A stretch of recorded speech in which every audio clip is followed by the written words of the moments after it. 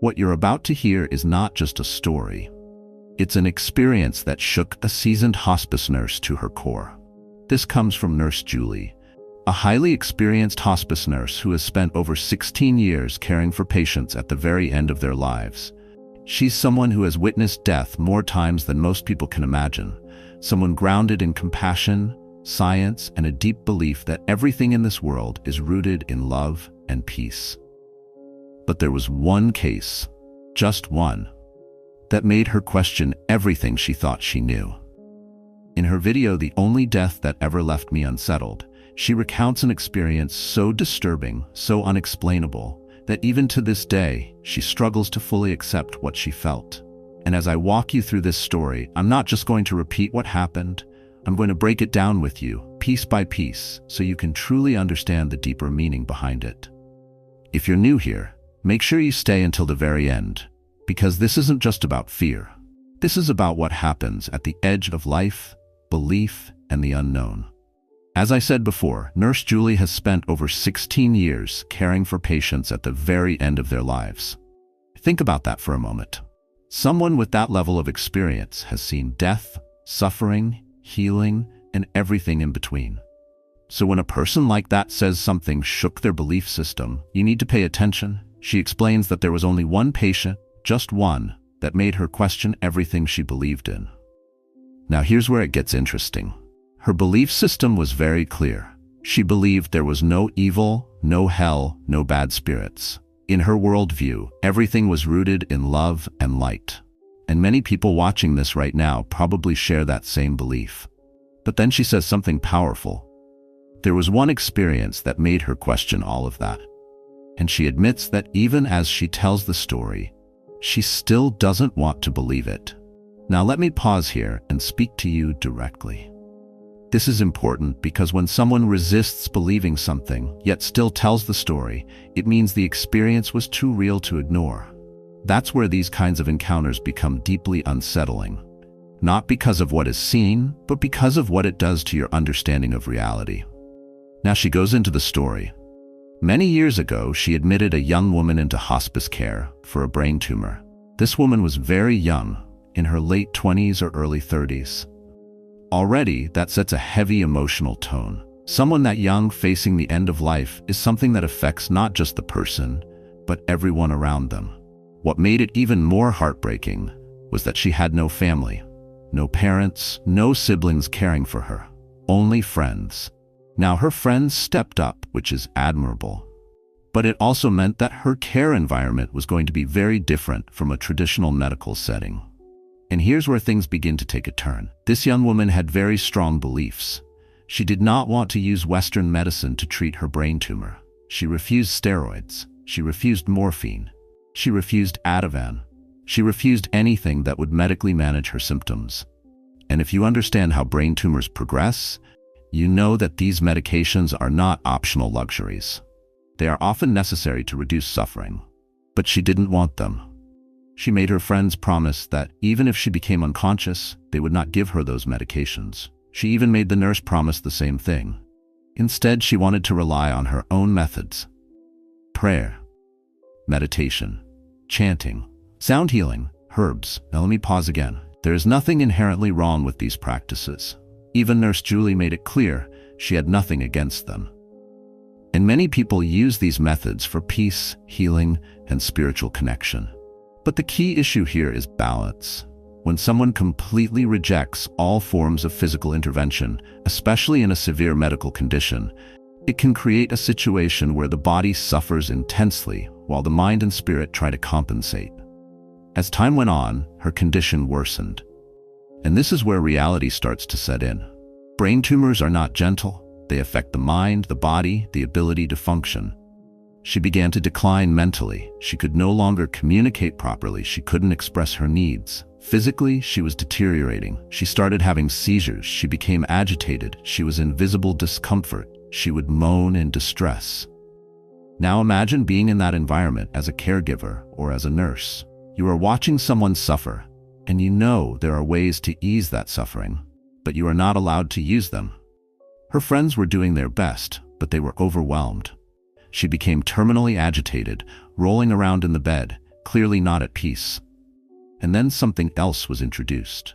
She allowed cannabis to be used, but not in a typical form. It was described as a thick black oil, almost like tar, and it was rubbed along her teeth and gums. So physically, she began to look very different. Her lips were black, her teeth were black, her gums were black. And visually, that alone can create a very intense and unsettling image.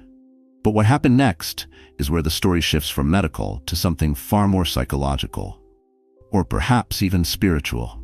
As the weeks went on, her friends began to cover the entire apartment in white sheets. And I want you to picture this clearly. Sheets hanging from the ceiling. Sheets draped from corner to corner, covering the furniture, covering the floors, everywhere. White. Now normally, white is associated with peace, purity, and light. But in this case, it didn't feel that way. I'm going to pause here because this is where the energy of the story begins to change.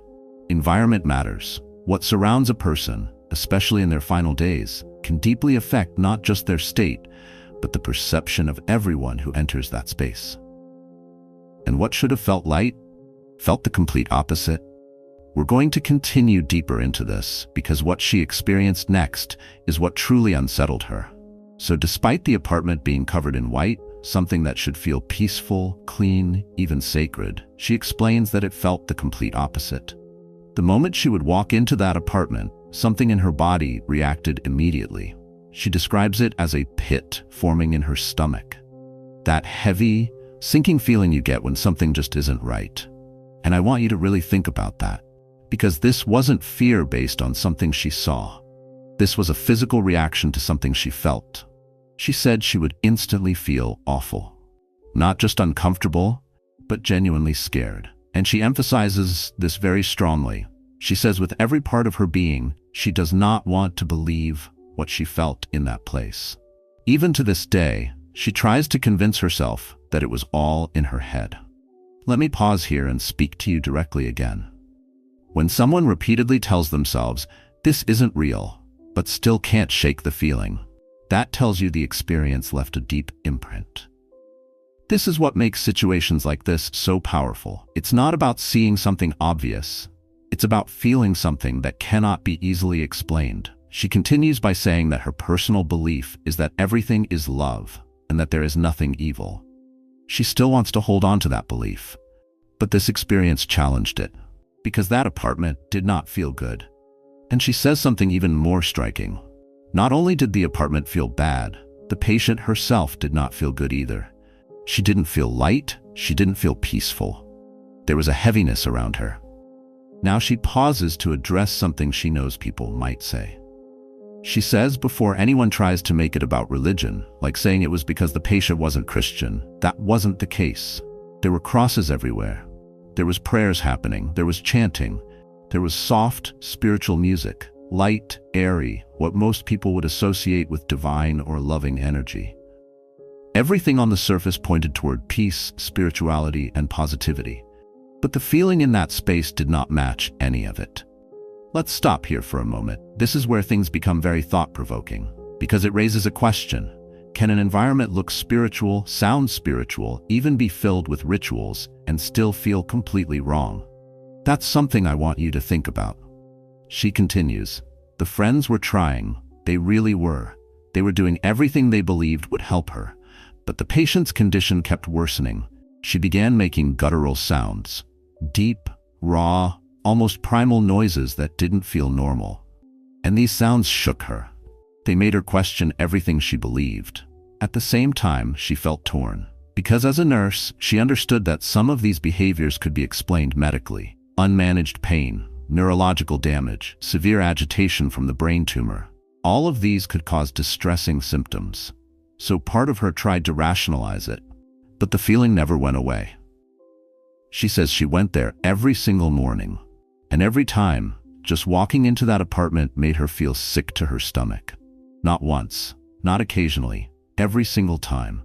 Her body reacted the same way. She felt like her skin was crawling, like she needed to get out, immediately. Let me pause again. This consistency is important because random fear can be dismissed. But when your body reacts the same way, over and over, in the same environment, that's when it becomes harder to ignore. Eventually, the patient passed away. And this is where you might expect things to shift.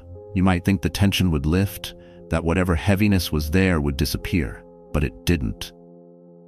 She says the death was not peaceful, and even after the patient had died, the apartment still felt wrong. The same heavy, disturbing feeling remained, like something hadn't left, like something was still there. And imagine carrying that alone, because she didn't tell anyone, not the friends, not her colleagues, no one. She kept it all to herself, because she didn't want to believe it either. Even now, as she shares the story, she says she still tries to explain it away. Maybe it was stress, maybe it was the environment, maybe it was the medical situation, maybe it was all in her head. But then she says something that stays with you. Out of 16 years of experience, this was the one situation, the only one, that made her question her belief, that made her ask herself, is there something more? Are there energies we don't understand? Are there things that don't fit into our idea of love and light? She says she doesn't want to believe it, but this one experience made her wonder, maybe she's wrong.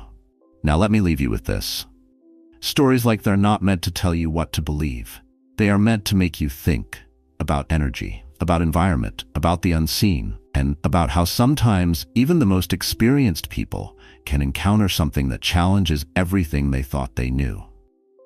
And now that you've heard this entire experience, I want to turn this over to you.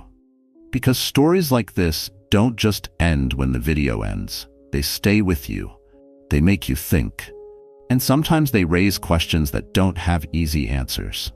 If you have any insight into what Nurse Julie experienced, or if you've ever gone through something similar, I'd really like to hear your perspective. And more importantly, if you have any advice on how someone like her can process and deal with a memory like this, something that clearly stayed with her for years, please share it. Drop your thoughts down in the comment section.